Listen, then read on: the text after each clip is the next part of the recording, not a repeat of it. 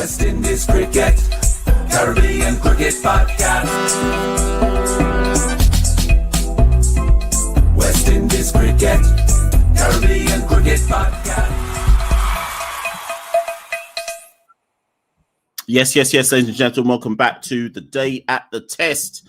I'm Machel St. Patrick here, one half of the Caribbean Cricket Podcast, and this is a new feature that we've had running since the start of the Australia Test Series. Every day, kinda. We go live at the end of the day's play, chop it up, sum it up, and then I'll go to my bed. The time now is 12 past 11 in the UK. This is only supposed to be a little quick half hour. No big talk, no long thing. We just break it down quickly, take the best of the comments and keep it moving. So at the end of today's play, and if we just recap what happened today, Australia started the day 21 for 2. Is it 21 for 2? Yeah, 21 for 2. They started the day 21 for 2 with a lead of 40 odd, and they end the day 221 for 7. And they lead by 254 runs. Let's just go through the scorecard for those who missed today's play. So obviously last night at the back end of day 2, Sam Constas and Usman Khawaja were both dismissed by Jayden Seales. Constas for a duck, Khawaja for 2. Cameron Green and Nathan Lyon were the two not out batters overnight. Lyon, obviously the night watchman. Lyon was the first to go today, 28 for 3, nicking off to John Campbell, who took it at the second grab. Alzari Joseph, the bowler, he went for 8. But then Cameron Green and Steve Smith put together a partnership of just shy of 100, a 93-run partnership between Green and Smith. Green eventually falling just after he'd made his half century, falling for 52. Bowled by number 70, chopping on to his stumps. That was just before. Was that just before tea time? Yeah, that was just before tea time. So up to tea, West Indies has only taken 2 wickets. Early doors taking Nathan Lyon, and then just before tea, taking Cameron Green. And it was a really, really slow day. Fair play to the Aussies. I think led by Steve Smith and Green. In fairness, Green's been under fire at number 3. He doesn't look like a test match number 3, but then nobody in world cricket other than Kane Williamson really looks like a test match number 3. Green looks like he should be batting at number 6. But either way, Australia have decided that he's their test match number 3. He got a welcome half century and he gritted it out, to be fair. I think him and Steve Smith played the long game. They tried to play as straight as possible, waited for the bad balls, put them away. And just grinded it out. And maybe it's an up and down pitch. It's not the easiest pitch to bat on. It's not one of those pitches where you'd say there's a ball with your name on it per se, but because of the up and down nature of it, because of the uneven bounce, there is always one that's likely to scoot low. It's weird because Brandon King played fluently yesterday. West Indies played with intent yesterday. Australia, I feel, apart from Travis Head when he came in and Alex Carey when he came in, Australia, I feel, played with a deliberate attitude of let's take this game as long as possible today. We don't need to score quickly. We just need to accumulate. It felt like a day of attritional cricket. Dare I say, it was hella boring. Up until tea time, I was so bored. The match was hella boring. West Indies weren't bad. They were disciplined. They tried stuff. They tried to find ways to get rid of Green and Smith, but it was hard. It was hard. It wasn't an easy day to take wickets on. And in fair, I think it would be fair to say that up until tea, we looked like we.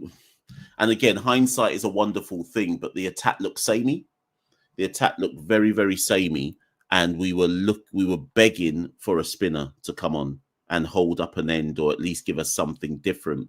Now, again, we can get into the whys and the where nots of whether Jamel Warrican should have played or not. But this is always the danger when you go with 4 seamers, 5 if you count Justin Graves, and all of them right arm seamers as well. So there was always the danger when you go with that as your bowling lineup that it starts to look samey at some point, and they're not all the same bowler. But Australia definitely got themselves into a comfortable pattern of just nudging, nurdling, grinding, putting away the bad balls, and slowly but surely taking the game away from us.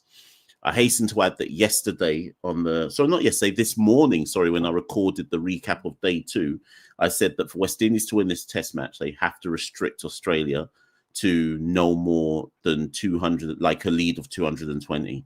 I said anything over 220 and West Indies can't chase this. So this game is already done. I don't know where you lot are at in it, but for me, this game is already done. Australia have already won this test match. The question mark for me is how well can West Indies lose this match? They're not going to win. And I'm willing to be corrected. I'm willing for people to play this clip back to me and say you don't know what you're talking about. But I do not expect West Indies to win this test match now. The lead is already 254. We're not chasing 254, much less whatever Australia go on to add to the score tomorrow on day 3. I suspect that Australia will set us somewhere in the region of 280 to 290. We're not chasing that.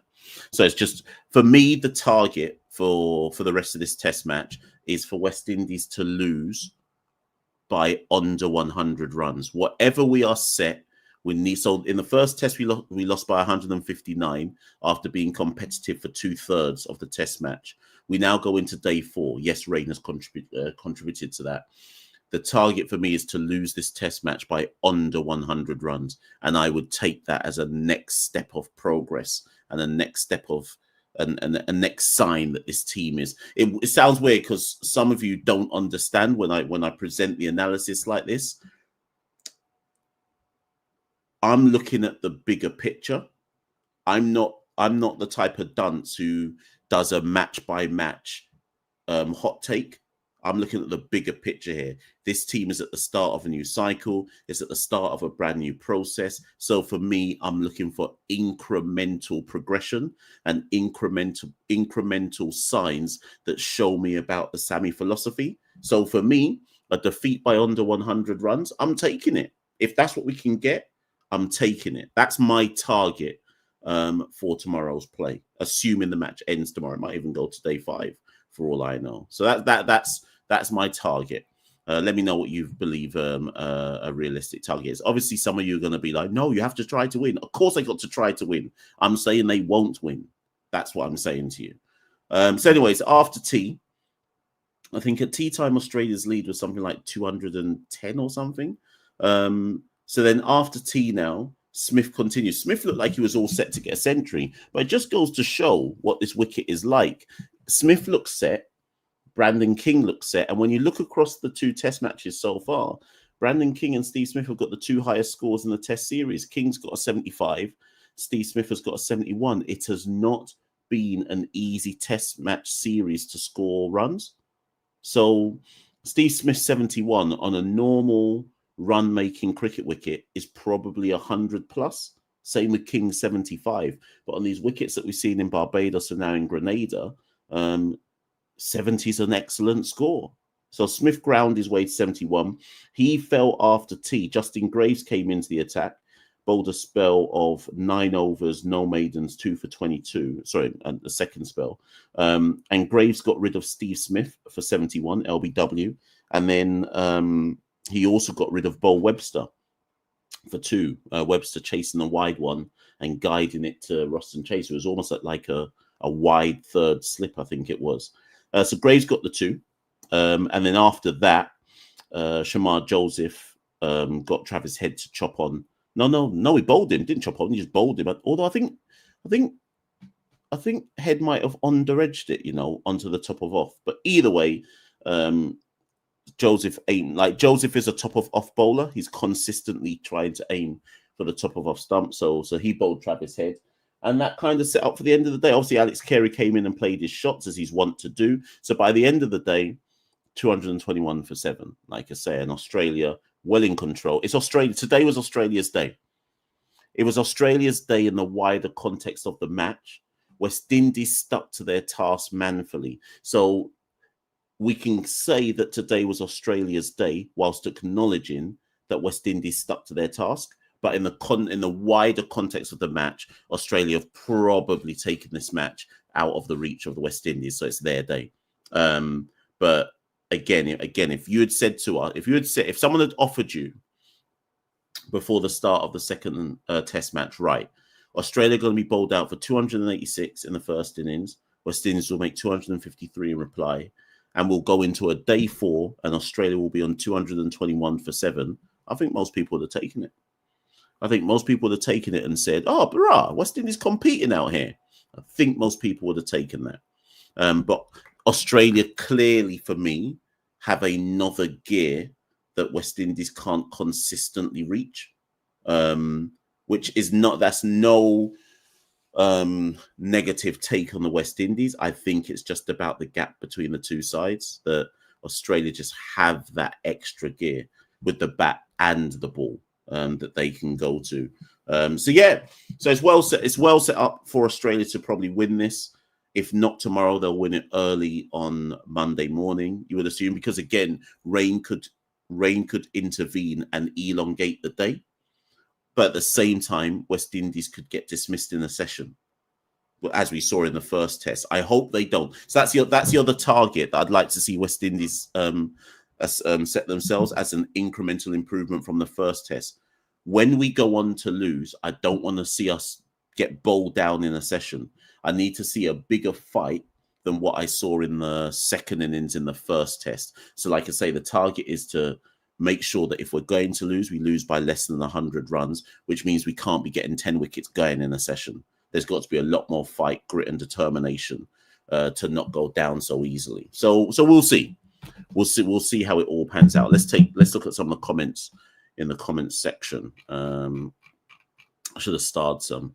Peter says, Australia have too much runs already. We're going to get bowled out tomorrow for probably around 150. Vascar Paul says, West Indies are playing one batter short, as far as I am concerned. Who should that batter be, and who should be getting replaced? I presume you mean Anderson Phillip. So Anderson Phillip for who? What, Tevin Imlek? Shepherd of Sun says that one batter wouldn't help. I agree. Is a Trini Albert says, Machel, I presume that's me. Those boys, they're doing okay. We're going to make 4 days. I'm already proud of them. Yeah, they've competed. They've competed. Persaud says Graves should play as the 4th pacer. So I think that means that you lot are saying 3 pacers, Graves as the 4th, Chase as the part-time spinner. And then what are you saying then? Anderson Phillip out for what? For Jamel Warrican as a frontline spinner, or for another batter? I wouldn't feel comfortable with Justin Graves being my 4th bowler, personally. Leslie says, Machel, I believe we can win this match.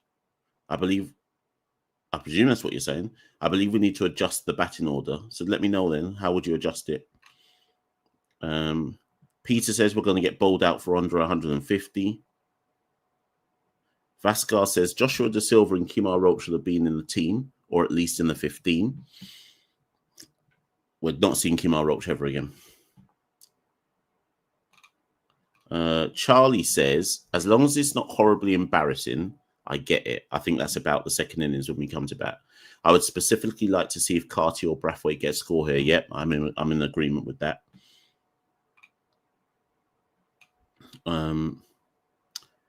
Garth Haynes says, I'm glad Australia's making runs. I'm thinking about the World Championship. South Africa seems defeated and things change. So hopefully we can duplicate that effort. The wicket will get easier. Not sure about that. I certainly think when the ball is hard, it does a lot. So it's all about how many wickets will West Indies lose up front with the fresh ball when Australia have it in their hands. Because the problem is with the West Indies, whereas Australia Australia can't afford to lose early wickets, but it's easier for them to adapt to the loss of early wickets. Whereas West Indies, we're so used to being 3 wickets down for like 50-odd, 60-odd runs that we aren't as adept, obviously, as the Australians at being able to rescue those situations. And particularly given we're going to be chasing 270, 280, whatever it's going to end up being, you can't win in those situations. Kay Arnold says, Mr. CCP, we need 100 from King or Hope, and also Brathwaite is done. He should be dropped for the third test. No, I think I said already in the recap of the second day that there's going to be a big discussion about Craig Brathwaite after this test series. Do I see Sammy dropping him for Machel Louis? If Brathwaite gets a duck in the second innings, yes, I could see Sammy doing that. If he makes any kind of score, and any kind of score means 30 or more, then no, I don't see it happening. Errol says, I'm proud of what West Indies have done in this test so far, both tests so far. I couldn't have asked for more, except for some of the catching, yeah. And the catching hasn't been that bad in this. How many have they dropped in this test match? Is it 1 or is it 2? I think it might be 2.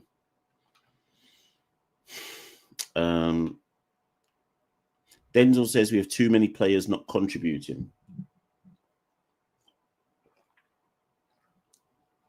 I hear you, but is that just our level though?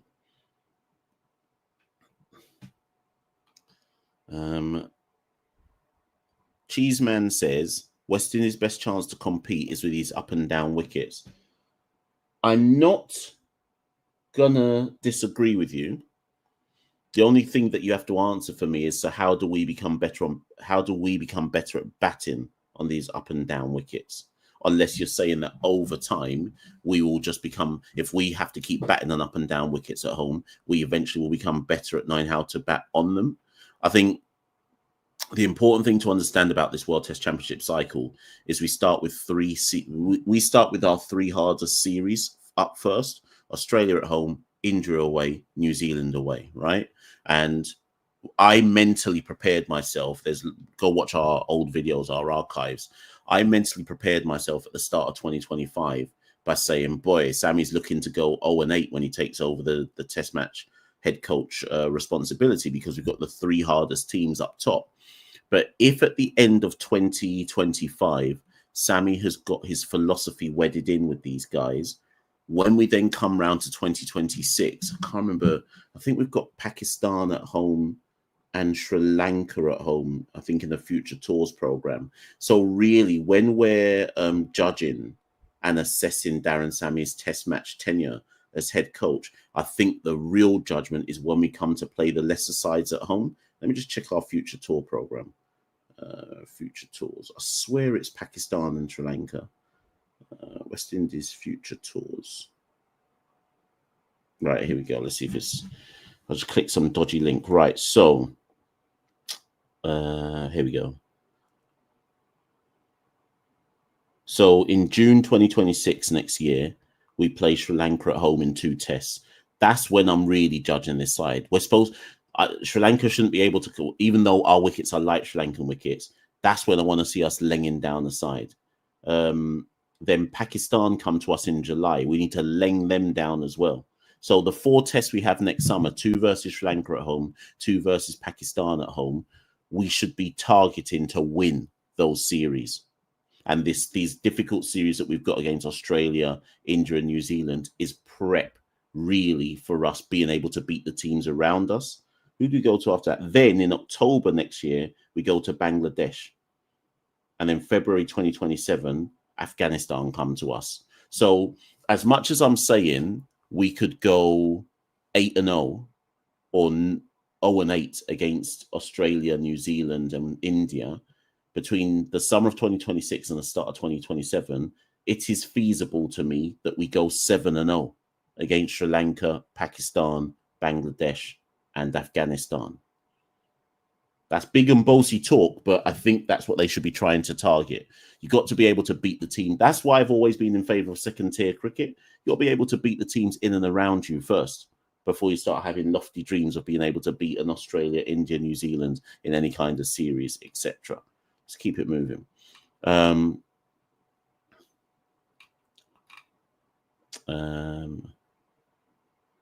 Kevin says, if we can get a 50 from Craig and 200 tomorrow whenever we bat, I would take that.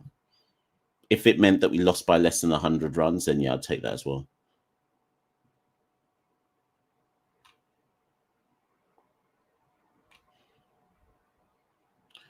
Carl Dietz says, as I said, Australia are playing at level 1 because it can do so and still win. They would never bet like this on Boxing Day at the Gabba.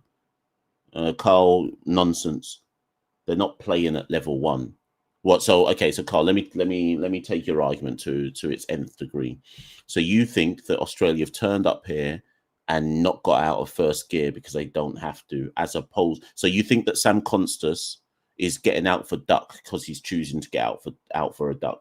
You think that Kawaja is struggling because he chooses to struggle. Come on, man, do better than that. You have to give Jack his jacket sometimes. Anthony says, greetings, Mash. Sandals has just signed a long-term sponsorship with West Indies Cricket for all categories, including the women's team, under 15, under 19. Right, so I can only tell you what I've been told, which I was told a couple of weeks ago that Sandals were in negotiations with West Indies, and that when I turned my shirt around on a live show a couple of weeks back, I was told, don't do it just yet. Nothing's been officially confirmed. Looks like Anthony's got the inside scoop that it's about to be officially confirmed. Let me just check my messages to see if anyone sent me a message saying that it's now official. I don't have a message yet saying that it is official, but I don't doubt you, Anthony, because I had been led to believe that something like that was coming along very, very soon. TC says, when are we going to talk about having a vice captain that can't make the team? Well, Santoki and I spoke about this when the news came out. We go back. Thing is, do you know how many CCP videos exist of us talking about things well in advance of it coming to light? It's the first thing we raised when Warwick got the vice captaincy. Go watch the video we did on the captaincy news, and one of the first points we raised in the video was, but what happens when Warwick doesn't make the team because he's not a guaranteed first pick? But then some of you will say, oh, but vice captain doesn't matter. So if it doesn't matter, why was he named vice captain? Anyways, TC will address this after the test series. Geelon Don says, our bowlers are toiling. They're doing their job. They're keeping up in games. The main focus going forward should be to get our batters scoring upwards of 250 consistently. Yep, correct. But this has been a problem that predates this Sammy era. We've been struggling to score. What was the stat I pulled the other day? West Indies have scored under 250. Up before the start of this test match series, West Indies had scored under 250. It was something like in 27 of their last 39 test innings. This is before Sammy. So us struggling to score 250 long predates Darren Sammy. Which is why you have to be careful of the narrative that some people come with. Fireball says JDS should have at least been given a call on why he is dropped. He's saying he doesn't know why he didn't make the squad. This is damning.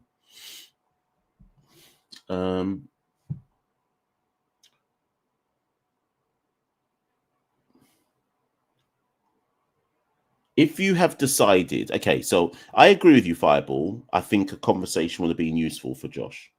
But here's my thing. If you top score in the domestic season in West Indies cricket, so this year it was Jason Mohammed, does that automatically guarantee that you're going to get in the West Indies team? I don't think it should.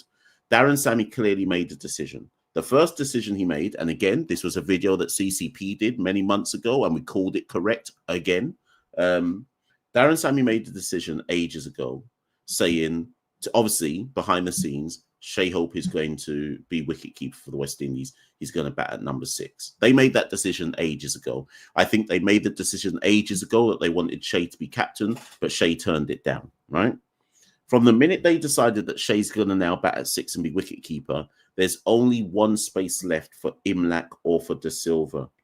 Imlach had the molten premium of actually being a good wicketkeeper.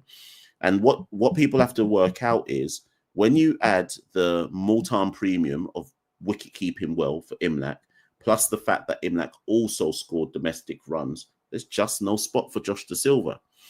If I'm Josh De Silva, though, and I've said this already in a previous show, his target is clear. You have to now go to Super 50 and score enough runs. I know it's a different format of cricket, but you have to go Super 50 and score enough runs. Not really counting CPL. But if you get some CPL games, try to do something in that. So he has to go Super 50, score enough runs. Next year's West Indies Championship, he has to score centuries again. Josh's pathway into the West Indies team is as a batter. It is not as a wicket keeper. Okay. So next season, and he should have done it this season. And again, it was something we said in a CCP show many months ago. Go check the receipts. If I'm Josh, I'm not taking the gloves anymore for Trinidad. Taking the gloves is not the way into the West Indies team for Josh Da Silva. Not now. The way in is to just bat. Give the gloves to, who's the other wicketkeeper in the Trinidad team? Could give it to Django, but Django don't want to wicket keep. Who else wicket keeps in the Trinidad team? Is it Kamil Puram? Give it to someone anyways. So that's my take on that. Z says, Mash, I saw your comment about you would take Brathwaite over Crawley. Really? That's delusional. How's that delusional? Crawley averages 30 in Test match cricket. So you want me to take a guy who averages less than Craig Brathwaite? So you know what, Z? You always just come on this show and make comments that make no sense. So you want me to take Zach Crawley into the West Indies team to open when he averages less than the guy that you don't rate? Come on, no, nonsense.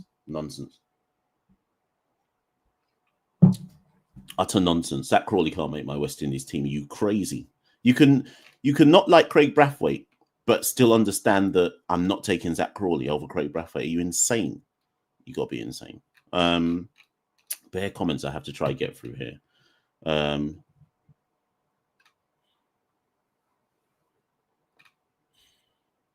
Park John says Craig should get a farewell test in Jamaica. Kumar, sorry. Nope.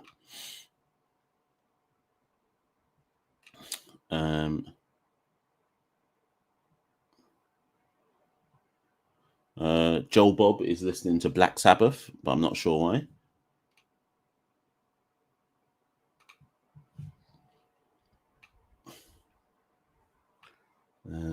Let's see what other comments.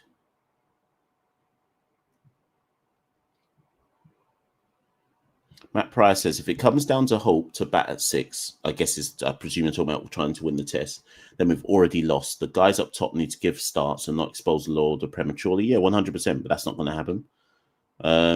T says, I'm Grenadian, and I always thought that the stadium was way too big for us.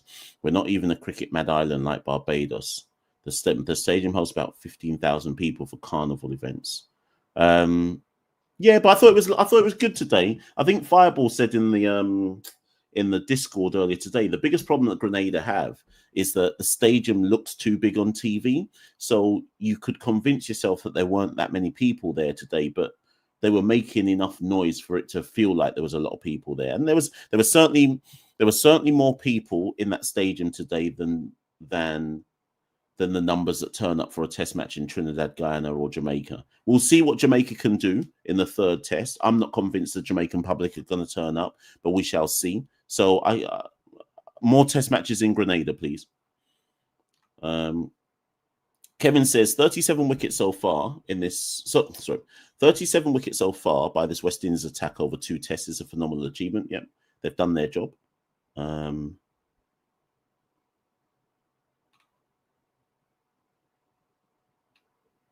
Let's find some more comments. Machel says, hard for me to believe we can win this match when our tail enders from 8 to 11 average higher than the top 4 in the last 7 innings. Yeah, we're not winning. We're not winning this match. I'm not even entertaining conversation of winning it. Henry Inc. says, I don't think I'm a prophet, but I made the comment on your last video. The guys played good for the first 2 days and fade away on the third. Well, I don't even think you have to be a prophet for that, though. That's just because we're not consistent. There's a reason why we end 8th in the World Test Championship, because we're not consistent. So I don't think you have to really be. I don't think you have to be a prophet to really know that West Indies fade away as a Test match goes on. It's hard for teams who are ranked 7th, 8th, and 9th. So what's that? Bangladesh, West Indies, and Pakistan to stay consistent over 5 days of cricket. That's why we're at the bottom. Alfonso Gale says they're doing better than I expected, to be honest. If in the second innings we can somehow produce a heroic batting by 2 of the batters, we can pull it off. Okay. Matt Pryor says Carty has 0 50s in 7 tests, correct? But Sammy has chosen him as his guy. So, cool, man. Z is back. Mash, can you retract your comment about taking Craig Brathwaite over Crawley, please? An out-of-form Crawley is still better than this current Brathwaite. But it's not about this current Brathwaite. We're talking about careers. Craig Brathwaite has had a better career than Zak Crawley. I'm not talking about this iteration. Like, how old are you? Are you like 12 or something? You must be. You're young, right? Let me not disrespect, because true say you might be a young you. How old are you? Like 17 or 18? Because you're moving like you're young still.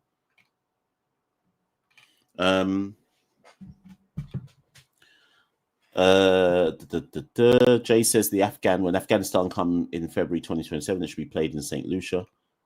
They'll probably put in Guyana or Trinidad and make us lose.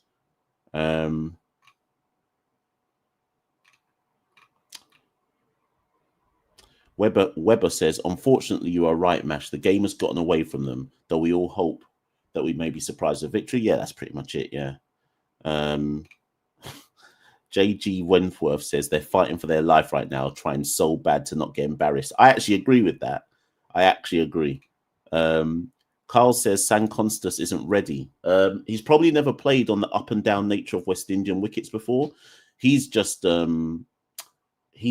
he's just a victim of playing. I mean, where has Sam Constas actually played cricket? He's just a victim of having never been exposed to West Indian conditions, so he's struggling.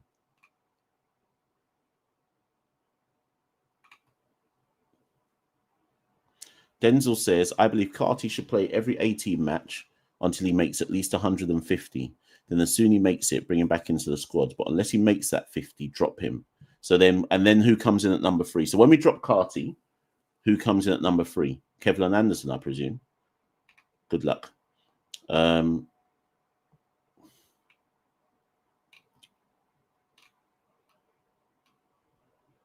Peter says, Mash, what are your thoughts about Chase's captaincy so far? Yeah, I've enjoyed it, to be fair.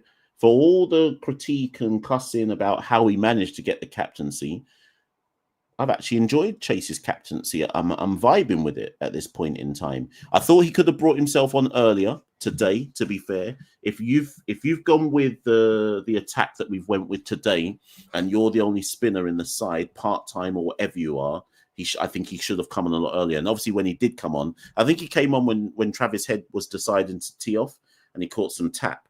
But I thought he should have come on a bit earlier. But listen, no captain is flawless. So, but on the whole, I've had no issues with Chase's captaincy.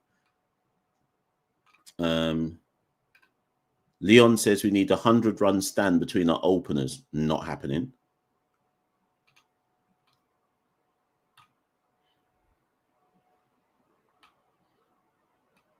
TC says, why not even an 18 call up for Josh? I agree with that. That's the part that was more odd for me than anything else. Cheeseman says, that's not what Josh said.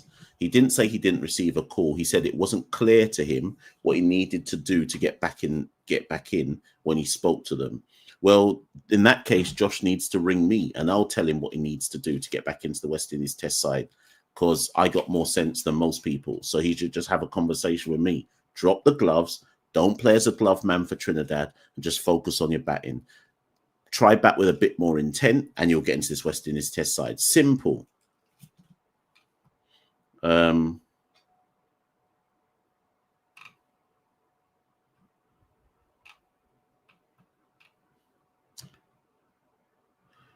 Matt Crane Tisson says JDS should target an opener's slot. He broke into the what you want him to open in Test cricket. Let me not comment on that.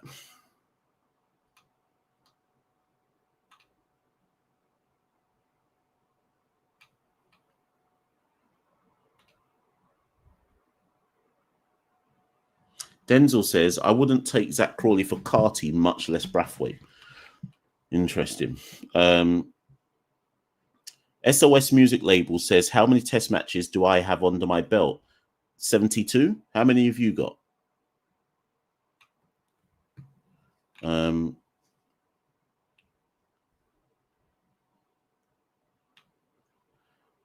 Benton Lawson says, Benton, that's a real old school name, says, hell fam, tell Sammy that this is not curry goat cricket. We need the best keeper player, not this stupidness. Rasta bun that. Do we need the best keeper playing, though? Do we actually need the best keeper playing? I'm not convinced about that. Maybe on pitches which are ragging and turning and doing the most. But no, I'm not sure I buy that for pitches where there's not a whole lot going on.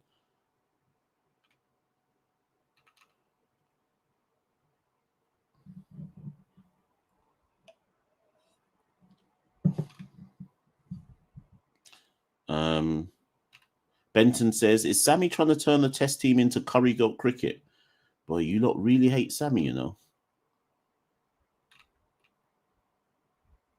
Kevin says, some serious hate out here for mad comments. I'm trying to just get to the end of the comments. Every time I look at a comment, it's like my work emails. For every one comment I read, I'm getting about 70 comments. Cool, no man. Kevin says, some serious hate out here for Craig. As much as he has been out of runs for a long time, he has done a good job for us opening at a time when runs just haven't come. Listen, I think Craig ultimately has had a bad 2024, and it looks like it's carrying on into 2025. Darren Sammy will have a decision to make at the end of this test series, but I'm not as dunce as others. Craig had a very good 2022, had an exceptional 2020. No, sorry, start again. Craig had a good 2021, had an exceptional 2022, had a good 2023. He's had a year of bad cricket. And such is the nature of West Indian cricket fandom. We always need a scapegoat. So the current scapegoats in West Indies cricket are Craig Brathwaite and Darren Sammy, because the nature of us as a people is we desperately look for someone to cuss who we can blame it all on.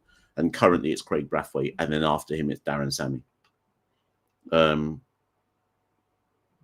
Carl says, I actually like this podcast. This is good stuff, Machel. Any offers to do some guest analysis in West Indies tests? No, actually, I've never. Do you know what? So it's weird because I've done stuff, lots of stuff actually for Talk Sport, which is a UK radio, big UK radio station. I've done lots of stuff for them on West Indies cricket. They call me in quite a lot to go on their shows and talk about West Indies cricket. I've done some commentary last year in Antigua when I was out there, did comms with Mark Butcher on West Indies versus England. I've done comms in studio for TalkSport when West Indies are playing England, like from the studio as well. So I can do it. I think West Indies have never reached out to me. And I think the biggest thing that works against me, other than the fact that some people might think I'm a dunce, is the biggest thing that works against me will be my accent. Remember, for a lot of people, unless you have an accent that sounds distinctly Caribbean in nature, people will question your authenticity. So whilst I think, do I believe that I would be better on TV than some of the people that currently talk about West Indies cricket on telecast? Yeah, 100%. If I was on TV, I'd be in the top 3 easily.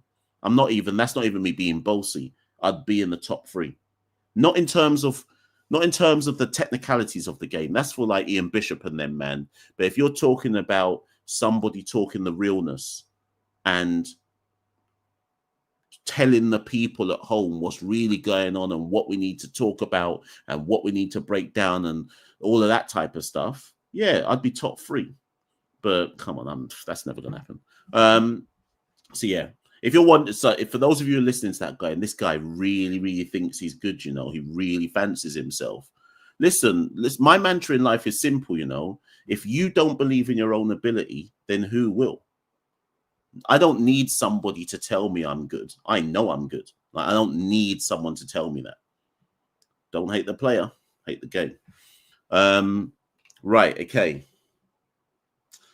Let's see. RC says, if Chase continues getting out LBW or Bold playing back, should he be worried that he might not? Chase is going to be captain for as long as he wants to. As long as Sammy is involved, Chase is captain. So I don't think he needs to worry about anything yet. Benton says Jamaicans won't be watching if we lose this test. Nobody's going to forward to watch a 3-0. I'm not. I need to speak to Attaché Mansing, who has involvement obviously with Cricket Cave in Jamaica and what they're trying to cultivate, like the kind of party stand feel for Jamaica. And big up Attaché with all of the stuff he's done for that. Jamaica's game is a day-nighter. I don't think Jamaicans are going to turn up, but because it's a day-nighter, I don't like if they can get one or two musicians to forward to Sabina and run up 1-2 songs, then there's an outside chance people might turn up after work and say, let's catch the third session or the second and third session after work. So I don't know. There's an outside chance. We have to wait and see.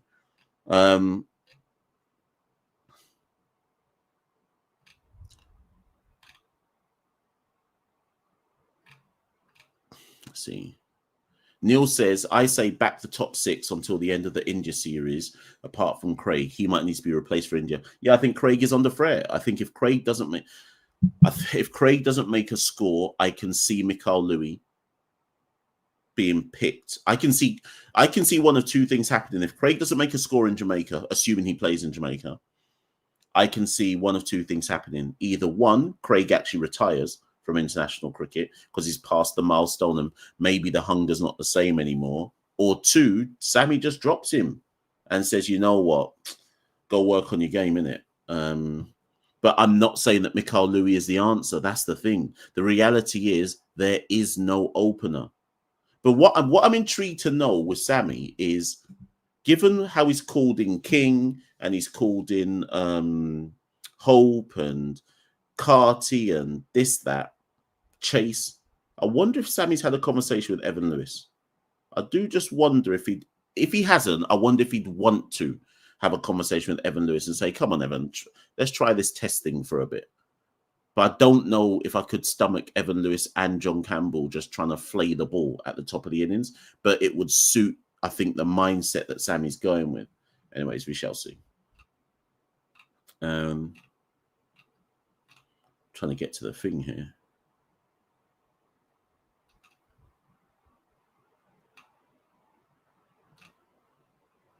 Wayne Brown says, I see a hunger for performing from the guys.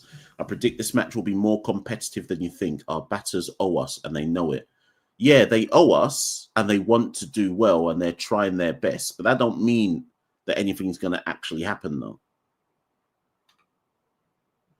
Matt says, if Imlak was competing with any other player in the region, he would win, I guess, to get a spot in the team. But unfortunately, he's battling Hope. Yeah, 100%. Gelon says, Chase being in the side makes it unbalanced. I almost feel like he needs to be the all-rounder instead of Graves if he's in the team. Yeah, there's a discussion we need to have about Justin Graves as well. But again, I've put it down in my content plan for something that I want to address after the test series, because I do think there are some discussions to be had around that Chase Graves positioning. But yeah, we'll get to it.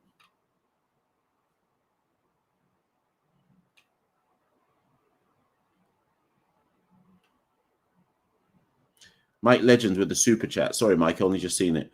He says, I'm really liking the build-up of this four-pronged attack. Kudos to Cricket West Indies for bringing in Rampal. Yeah, Rampal looks like he's having an impact, you know.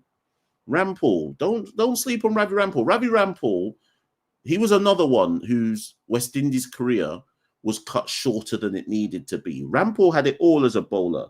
Rampal was gifted, you know. Man had the slower ball, the cutter, the short bouncer, the Yorker, the disguised Yorker. Oh, Rampal was a skillful bowler. And more importantly, Rampal seems to have helped get the best out of Alzari Joseph in Test match cricket.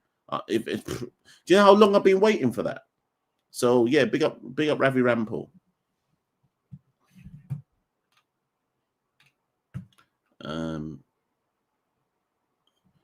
Matt says, if it wasn't for Sammy Gamble making him head coach, we wouldn't have King in Test cricket. 100%. We'd all still be waiting all now for King to play Test cricket.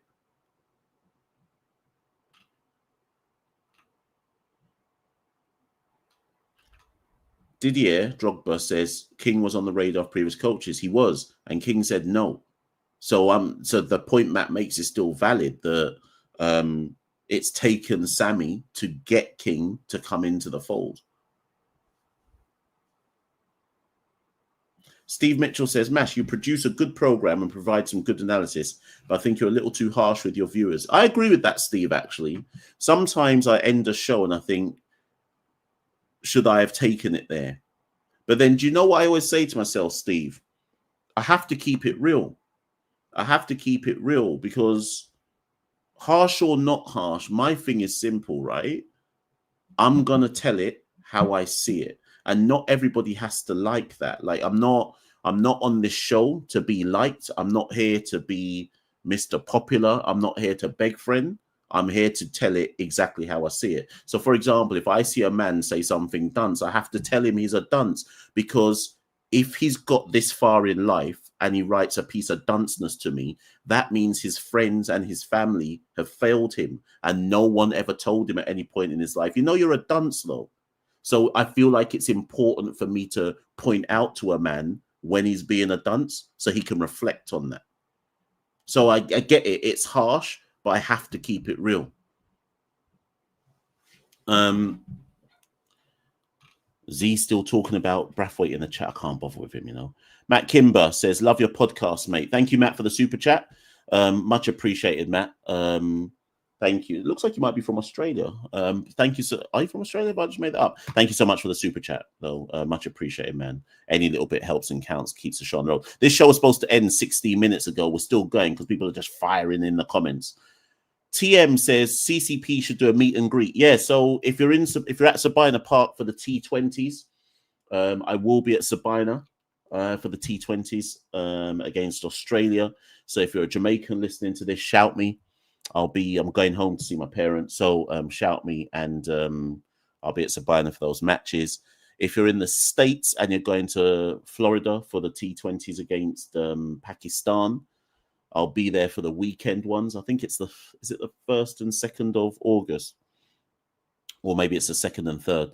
I'll be there in Pakistan for the games in Florida. So again, if you're there, shout me.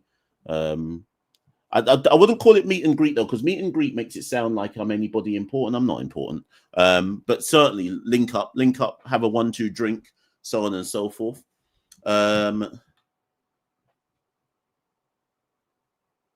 Hammerhead says, why was Philip bowling so wide of off stump when the ball was moving further away? Like, take the movement when you're getting it. Bowl to the field, man. Don't let the ball get old too fast. Yeah, I think Bish or maybe Carlos Brathwaite was making that point on comms that they need to bowl straighter. There weren't a lot of balls. At one point early in the day, Greg Blewett they put up a stat on the screen. It was like how many balls had hit the stumps. And Greg Blewett was like, look at this. Not one ball that the West Indies have bowled so far would have hit the stumps. And I was like, oh my God. So yeah, I think in trying to look for the swing and the movement, they failed to remember that they actually need to try and hit the stumps as well. So yeah, they kind of let Australia get away with it a bit when the ball was hard.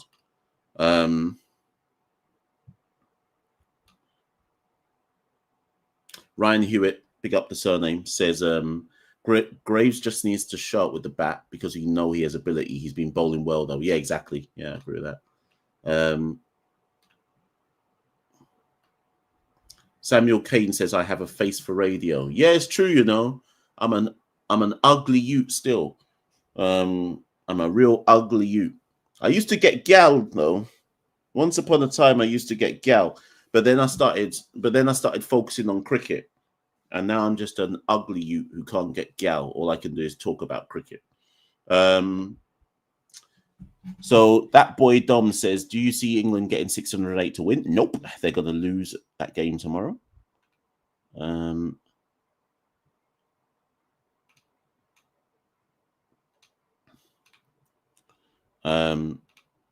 Let's see. Last few comments I'm trying to find now.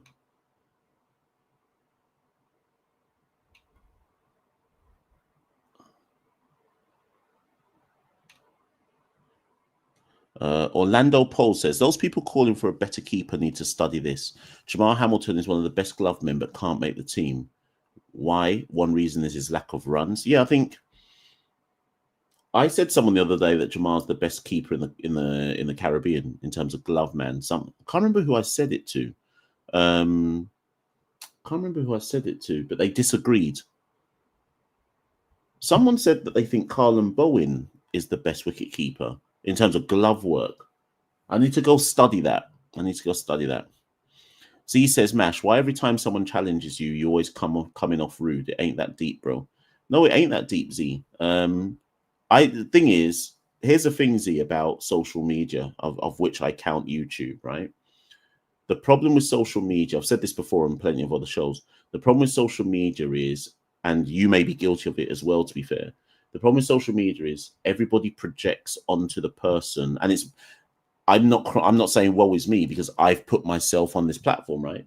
But everybody projects onto the person their own views. So rather than listen to what the person's actually saying, they project onto that person what they think that person's saying. And that's the flaw of social media. We now live in a society, in the 21st century society, where probably because of screen time and social media, that people actually can't think anymore.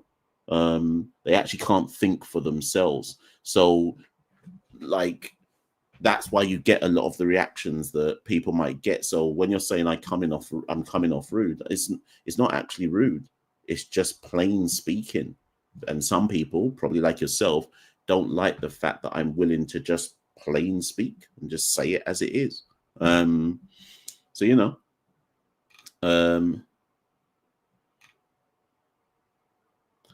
Benton says, Sammy says the correct things in pressers. I like his enthusiasm, but he's been given a lot of power. He loves West Indies cricket like the rest of us. And I'm tired of the bussards. Yeah, we're tired of it still. I hear that for real.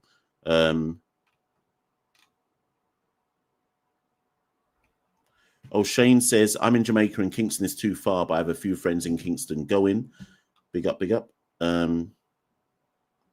SOS says, Machel, it's easy to sit behind your cameras and predict what's in your head. Please try and understand the game. Teach me then. Teach me. What do I need to understand? Teach me, please, I beg.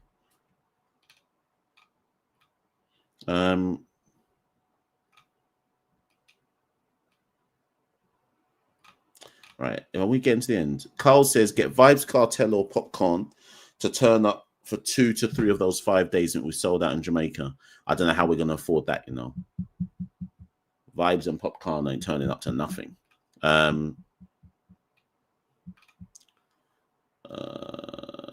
Mike says, get some coffee and a cake mash. Cheers to the super chat, Mike. Good competitive test cricket today. Yeah, it was good. Yeah, that was just old school competitive test cricket. It weren't interesting. I mean, well, it's a level of interesting, but it wasn't classically interesting.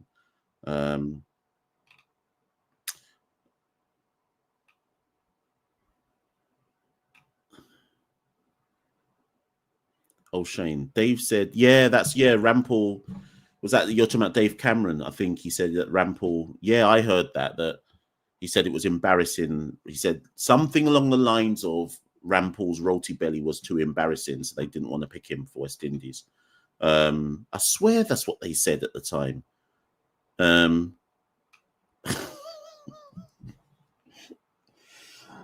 God. I just seen TC's comment.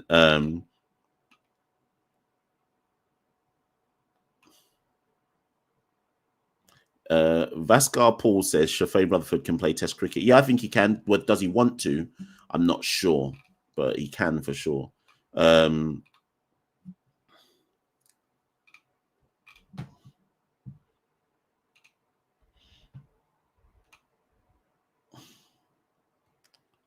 Persaud says, Mash, what's your thoughts on playing Chase at 7 and then put Rutherford or even Roti Belly at 5? Is Hetmeyer Roti Belly? I think Sammy is going to try and reach out to Rutherford to play Test cricket. And if Rutherford did choose to play Test cricket, then yeah, I think you're right. But then you'd have to drop Graves then, I guess is your point. And Chase would have to become Chase. Yeah, because then that goes back to the person who said that Chase and Graves are technically fighting for the same spot. Currently, they're obviously both in the team, but technically they're fighting for this. They should be, in reality, fighting for the same spot as the one all-rounder spot.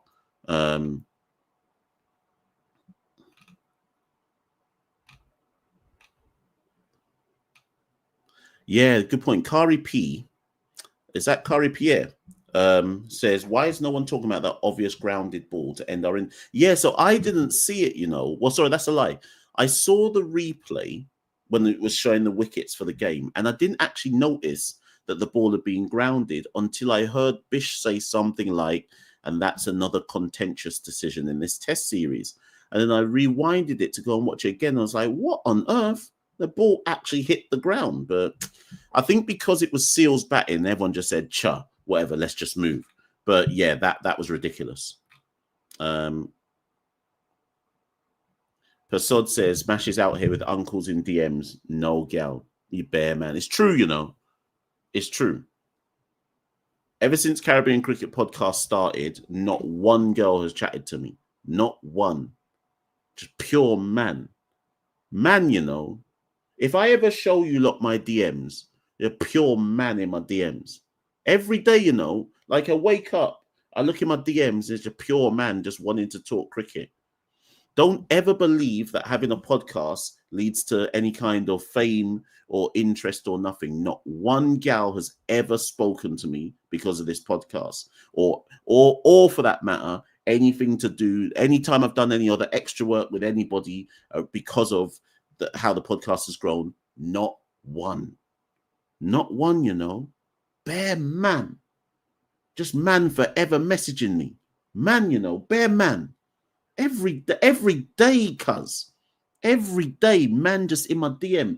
Instagram, TikTok, YouTube, Twitter, just man running me down, you know. Jaja. Oh, Bombaclat. Oh, Rasclat.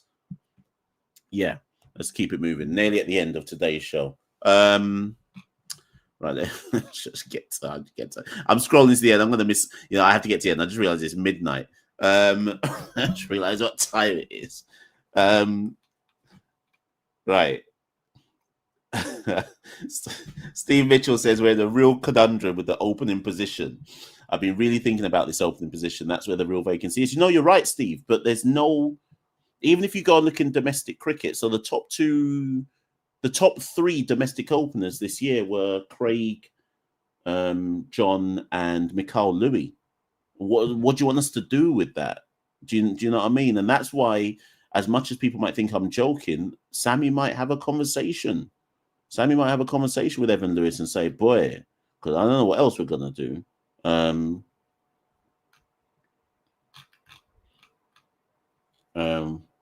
TC says facts. You can't use cricket to get. It's true. And maybe that's the most apt comment to finish today's show on. I might actually, you know how like Caribbean Cricket Podcast has the tag by the fans for the fans. I'm going to just change it to can't use cricket to get gal. Can't use cricket to get gal. So, ladies and gentlemen, I've been Machel St. Patrick here, one half of the Caribbean Cricket Podcast.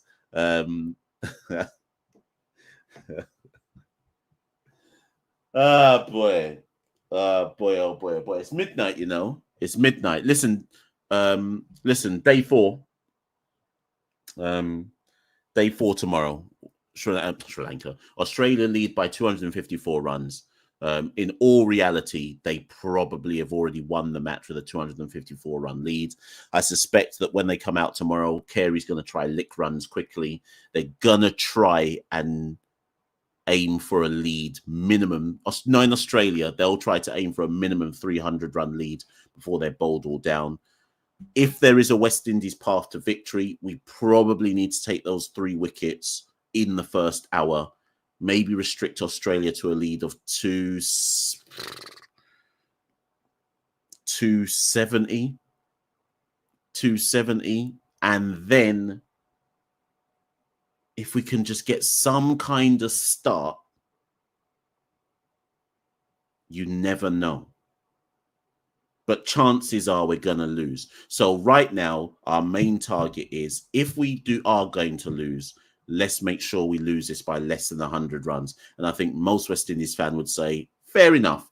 Good try, guys. You tried your best. Good battle. We move to Jamaica. I'll be back tomorrow to sum up the game, to see how we went for day 4.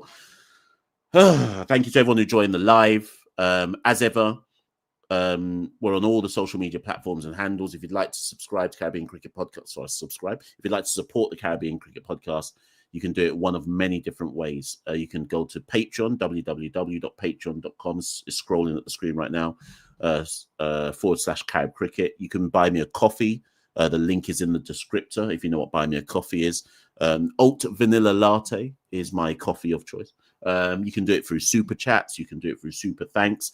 And if you're a betting man and you like to lay down bets, but you don't know how to lay down bets because you don't know how to play the market properly, get involved with our sponsors, Parlay Pros. Again, the descriptor is in the chat.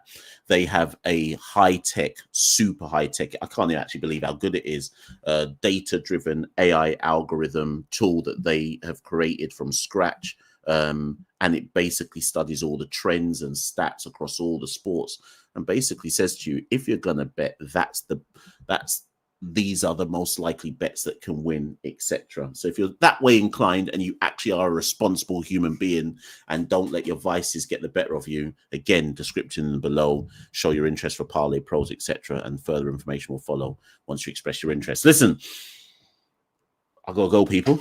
I've got to go. It's midnight in the UK.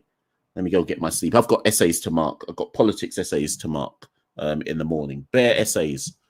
What's this essay? What's this essay that I've got to mark? What's it say again? Evaluate the extent to which the role of media in politics is over-exaggerated. 30 marks. I've got to mark that. Let's see what this student said. So I've got bare essays to mark. So let me go to my bed, wake up early and start marking those essays. It's not everyday cricket. Right, people, I've been Machel St. Patrick here at One Half the Caribbean Cricket Podcast. I shall see you all very, very... Sorry, good point. Rest in peace. Where is it? Here we go. Rest in peace, Diogo Jota. For those of you who are football fans, tragic incident. We say rest in peace for sure. Love and blessings to all of his loved ones and those affected by it. Right. So I've been Machel St. Patrick here at One Half the Caribbean Cricket Podcast. See you all very, very soon.